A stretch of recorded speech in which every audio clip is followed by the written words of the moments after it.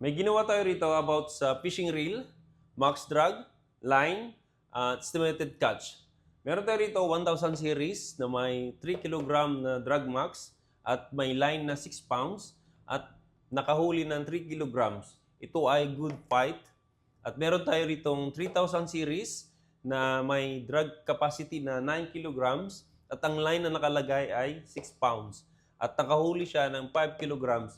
Ano ang pwede mangyari mga idol? Pwede itong putol line or putol yung linya, kaya sayang yung ating lure. Meron din tayo rito, 5,000 series, 12 kilograms ang kanyang drag max, at ang line na nilagay natin dito ay 6 pounds, at nakahuli siya ng 8 kilograms. Anong pwedeng mangyari? Putol ang linya, sayang lure. Meron tayo rito, 1,000 series, at ang kanyang drag max ay 3 kilograms, at nilagyan natin to ng line na 20 pounds, at nakahuli siya ng 6 kilograms, anong pwede mangyari? SO or spool out.